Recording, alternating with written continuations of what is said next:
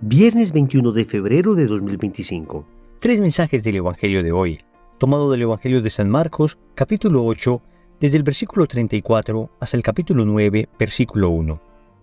En aquel tiempo, llamando a la gente y a sus discípulos, les dijo: Si alguno quiere venir en pos de mí, que se niegue a sí mismo, tome su cruz y me siga. Porque quien quiera salvar su vida la perderá, pero el que pierda su vida por mí y por el Evangelio la salvará. Pues, ¿de qué le sirve a uno ganar el mundo entero y perder su alma? ¿O qué podrá dar uno para recobrarla? Quien se avergüence de mí y de mis palabras en esta generación adúltera y pecadora, también el Hijo del Hombre se avergonzará de él cuando venga en la gloria de su Padre entre sus santos ángeles. Y añadió: En verdad les digo que algunos de los aquí presentes no gustarán la muerte hasta que vean el reino de Dios en toda su potencia. Palabra del Señor. Gloria a ti, Señor Jesús. Queridos amigos, el Evangelio hoy nos habla de la cruz. Y es bien interesante porque la palabra Evangelio significa buena noticia. Es una palabra griega que traduce literalmente eso, buena nueva, buena noticia. Pero entonces, ¿cómo es que el Evangelio, la buena noticia, nos habla de la cruz? Si para nosotros toda cruz significa mala noticia, todo sufrimiento representa para nosotros algo no querido. El mundo detesta sufrir, aún por causa del bien, pero detesta sufrir. El Señor lo que nos está diciendo es que si vamos a hacer el bien, necesariamente vamos a sufrir.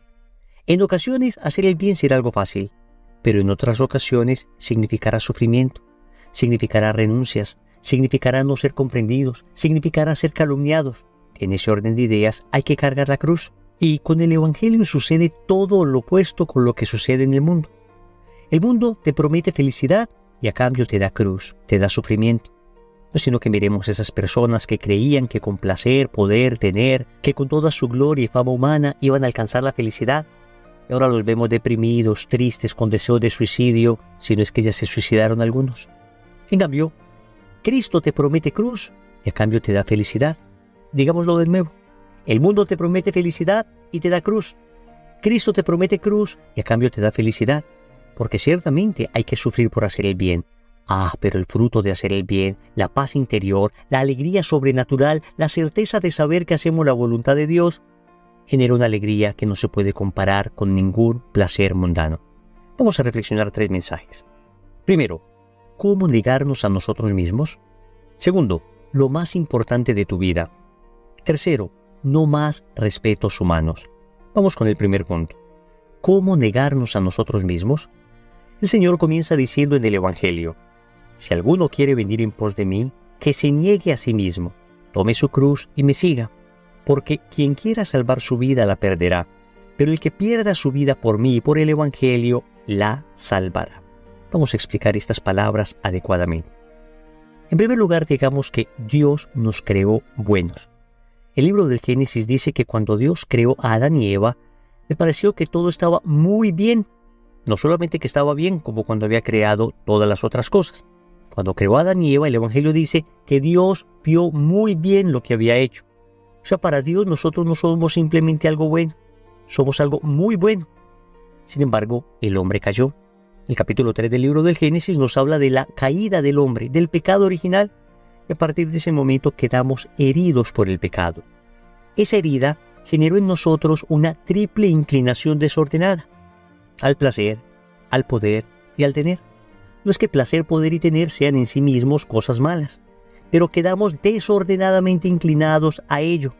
Placer, poder y tener son buenos cuando son utilizados como medios y ordenados según Dios, pero resulta que nosotros los hemos usado como fines en sí mismos. Entonces buscamos el placer, buscamos el poder, buscamos el tener como si allí fuéramos a encontrar la plenitud, la felicidad, y terminamos idolatrándolos. Y al punto nos damos cuenta que nada de esto nos llena. A este hombre herido por el pecado original es lo que el apóstol San Pablo llama hombre viejo. Y así, en la carta a los Efesios, en el capítulo 4, versículos del 22 al 23, nos dice: Se les pidió despojarse del hombre viejo, al que sus pasiones van destruyendo, pues así fue su conducta anterior, y renovarse por el Espíritu desde dentro. Revístasen pues del hombre nuevo, el hombre según Dios, que Él crea en la verdadera justicia y santidad. Hasta aquí el apóstol San Pablo. Entonces, cuando Jesús nos dice, niégate a ti mismo, nos está diciendo precisamente que luchemos contra ese hombre viejo que hay en nosotros. Ciertamente fuimos bautizados. Al ser bautizados, recobramos la gracia de Dios. Pero el catecismo aclara que las consecuencias del pecado original persisten en nosotros, de tal manera que nos llaman al combate, y esa lucha contra la inclinación desordenada al placer, al poder y al tener es lo que se llama negarnos a nosotros mismos. Vamos a resumirlo en una frase. Negarse a sí mismo significa decir un no a mi sí y decir un sí a mi no. ¿Cuándo debo decir un no a mi sí? Pues cuando tengo una tentación. Cuando tengo una tentación, naturalmente hay algo dentro de mí que me dice, sí, hazlo, peca. Es la inclinación desordenada que tengo por el pecado original. Y ahí debo decirle a ese sí un no. No voy a pecar, no voy a ofender a mi Dios, voy a luchar, voy a negarme a mí mismo. Y por otra parte, ¿cuándo debo decir un sí a mi no? Pues cuando Dios me propone su voluntad y esa voluntad me implica algo de exigencia, algo de sacrificio. Entonces, ahí doy un decidido sí para cumplir la voluntad de Dios. En resumen, un no a mi sí sería un no a la tentación que me propone el pecado, aunque por supuesto haya dentro de mí inclinación a hacerla. Y un sí a mi no significa decirle sí a la lucha, al esfuerzo que me implica cumplir la voluntad de Dios, aunque dentro de mí haya inclinación a no hacerla. Miren qué bonito esto, negarse a sí mismo. Por supuesto, solos no somos capaces. Necesitamos la ayuda de la gracia, necesitamos orar, necesitamos pedirle al Señor que nos dé su espíritu para poder, en esta batalla, ganar, triunfar, vencernos finalmente y así poderle seguir.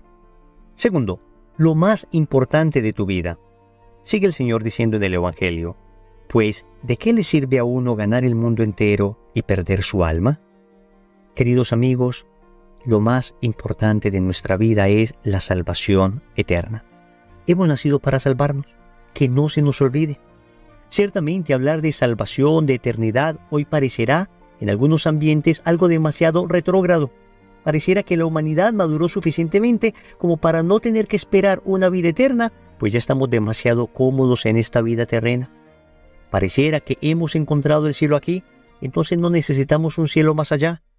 Pero si somos sinceros, nos damos cuenta que las condiciones en que vivimos, por cómodas que sean, las condiciones en que vivimos, por madurez que haya alcanzado la humanidad, siguen estando muy lejos de ser un verdadero cielo. Para muchos siguen siendo un verdadero infierno. Es más, para muchas personas que tienen muchas cosas, todavía es un infierno, porque nada que hay aquí en la tierra puede llenar plenamente el corazón del hombre. Estamos llamados a la eternidad, por eso debemos estar dispuestos a darlo todo para alcanzar esa eternidad. Y a este propósito hay un famoso poema de un fraile del siglo XVII que dice: «Yo para qué nací, para salvarme. Que tengo que morir es infalible. Dejar de ver a Dios y condenarme, triste cosa será, pero posible. ¿Posible? ¿Y río y duermo y quiero holgarme? ¿Posible? ¿Y tengo amor a lo visible? ¿Qué hago? ¿En qué me ocupo? ¿En qué me encanto? Loco debo de ser, pues no soy santo». Qué tremendo poema. Qué resumen de la vida. Señores, esforzarnos por una sola cosa en la vida, por la salvación eterna. Y todo aquello que me dirija a la salvación eterna, lo voy a hacer con toda la fuerza que pueda. Y todo aquello que me aleje de la salvación eterna, entonces lo voy a dejar. Esto significa en concreto vivir en gracia de Dios, vivir confesados. Significa en concreto ejercitar la caridad. Significa en concreto buscar la santidad de vida, buscar el ejercicio de las virtudes, buscar hacer el bien a otras personas, seguir los mandamientos de Dios. Significa amar a Dios y dejarme amar por Él. No deja de ser curioso que lo más importante de nuestra vida no esté precisamente en esta vida, sino en la eterna. Tercero, no más respetos humanos. El Señor lanza una de esas frases lapidarias contra aquellas personas que se avergüencen de Él. Dice así: «Quien se avergüence de mí y de mis palabras en esta generación adúltera y pecadora, también el Hijo del Hombre se avergonzará de él cuando venga en la gloria de su Padre entre sus santos ángeles». Familia, esto es lo que espiritualmente llamamos respetos humanos, que no hay que confundir con el adecuado respeto que se le debe tener a las personas. Cuando en teología espiritual se habla de respetos humanos, fundamentalmente nos referimos al miedo al qué dirán. Miedo a que me digan que soy demasiado fanático. Miedo a que me digan que soy demasiado anticuado. Miedo a que me vean rezando y se burlen de mí. Miedo a defender la verdad porque de pronto soy sacado del círculo de amigos o soy denostado o visto con malos ojos. Esos son los famosos respetos humanos y el Señor nos llama a ser valientes. El santo cura de Ars tiene un tremendo sermón sobre los respetos humanos y les voy a leer uno de los extractos que a mí particularmente más me exhortan. Dice así: ¿te avergüenzas, amigo, de servir a Dios por temor de verte despreciado? Mira a aquel que murió en esta cruz. Pregúntale si se avergonzó él de verse despreciado y de morir de la manera más humillante en aquel infame patíbulo. Ah, qué ingratos somos con Dios, que parece hallar su gloria en hacer publicar de siglo en siglo que nos ha escogido por hijos suyos. Oh Dios mío, qué ciego y despreciable es el hombre que teme un miserable qué dirán y no teme ofender a un Dios tan bueno. Digo además que el respeto humano nos hace despreciar todas las gracias que el Señor nos mereció con su muerte y pasión. Sí, por el respeto humano inutilizamos todas las gracias que Dios nos había destinado para salvarnos.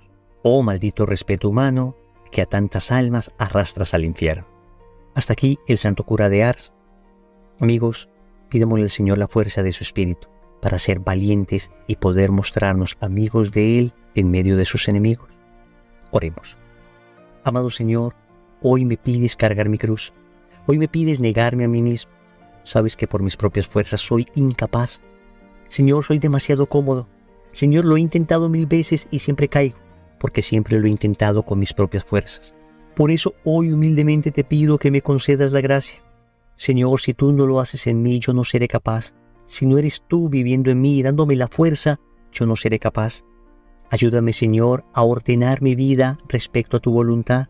Ayúdame a entender que lo más importante eres tú, que todo lo demás puede hacer fila, puede esperar, puede estar en la línea, pero tú eres el primero.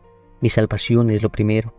Finalmente, Señor, te suplico me concedas la valentía necesaria para no dejarme vencer por los respetos humanos. Señor, dame lo que me pides y pídeme lo que quieras. Amén. Recordemos entonces, primero, ¿cómo negarnos a nosotros mismos? Segundo, lo más importante de tu vida. Tercero, no más respetos humanos. Compromiso. Durante este día vamos a hacer pequeñas mortificaciones para aprender a negarnos a nosotros mismos. En el nombre del Padre, del Hijo y del Espíritu Santo. Amén.